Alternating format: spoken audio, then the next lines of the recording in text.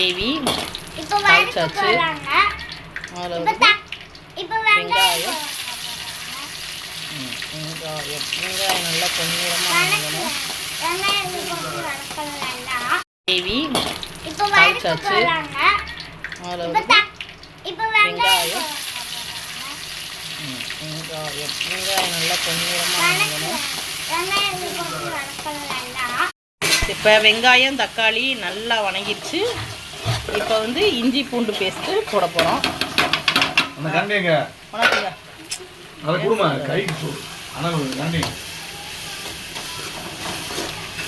இஞ்சி பூண்டு பச்சை வாசனை போகிற வரைக்கும் வணக்கணும்.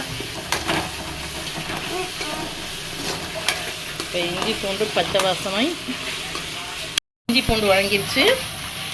இதில் வந்து சிக்கன் போட போகிறோம். சிக்கன் போட்டு நல்லா வணக்கணும். அப்பா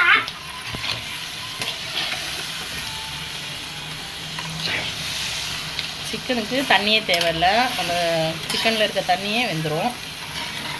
அதை நல்லா வணக்கி விட்டு இஞ்சி பூண்டு வழங்கிடுச்சு. இதில் வந்து சிக்கன் போட போகிறோம். சிக்கன் போட்டு நல்லா வணக்கணும். அப்பா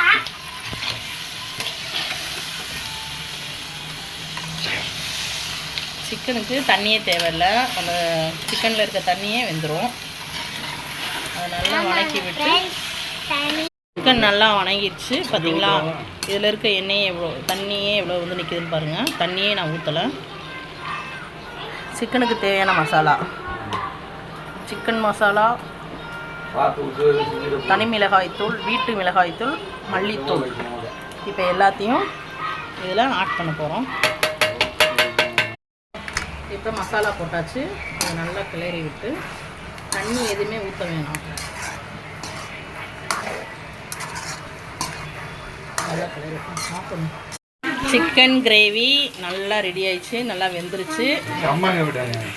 இப்போ இந்த வந்து லைட்டாக மல்லித்தலை தூவி இறக்க போகிறோம். Chicken gravy ready.